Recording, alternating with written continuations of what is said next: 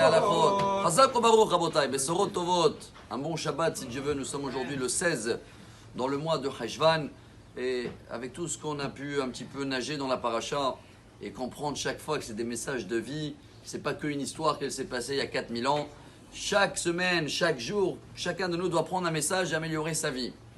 Un qu'on n'a pas parlé beaucoup parce qu'en hébreu c'est Lot. C'est quoi Lot? On dit Lot bar Raphaël, c'est un peu flou, c'est un peu dans le brouillard.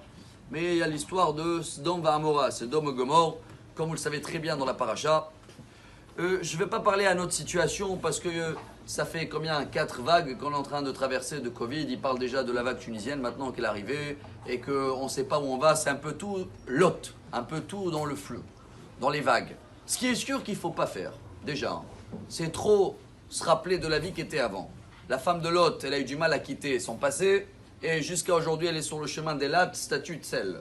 Déjà, c'est le premier message, savoir qu'il faut avancer et non pas ya hasra, parce qu'on ne sait pas dans quel domaine ça nous amène. Par contre, ce qui est très beau, et je trouve ça un message formidable que je demande à moi-même de partager ce Shabbat, c'est qu'il est parti où Lot? Il avait une histoire, il voulait prendre les valises de l'argent, et quand on l'a proposé d'aller dans les montagnes, il a dit non, je vais aller dans la ville à côté parce qu'il y avait un compte banque apparemment là-bas, donc à la fin il n'a pas pu. Mais dans la grotte, il s'est passé quelque chose d'incroyable.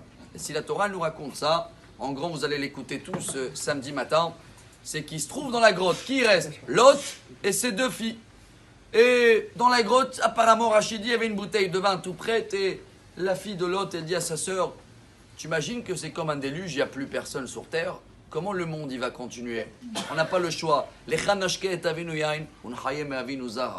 On va donner à notre père du vin et au moins, on va continuer le monde. Et la première, elle est tombée enceinte.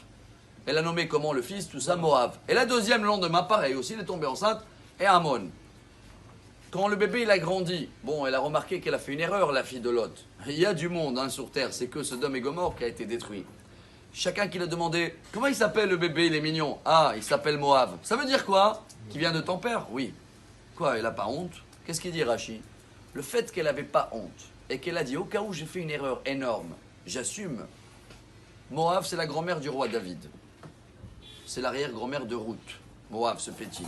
Ça veut dire quoi? Quoi, de cette histoire de grotte, de flou, de Lot? C'est Mashiach qui va naître à la fin? La réponse, elle est oui. Vous allez me demander quoi? Alors, déjà, c'est pas bien de regarder en arrière. En plus, tu me dis, je sais pas où on va.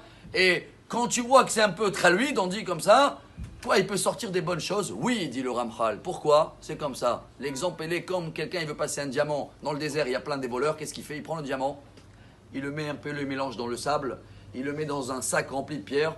Au cas où on passe, on voit, ah non, c'est une pierre. Quand Dieu il veut amener des diamants, vu tous les accusateurs qu'on a en haut, qu'on les a créés nous-mêmes dans toute l'histoire du peuple juif, ou chacun dans sa vie, pour camoufler et faire passer les diamants, comme ça, tous ces blocages en haut, ils ne vont pas remarquer qu'il va y avoir quelque chose de grand.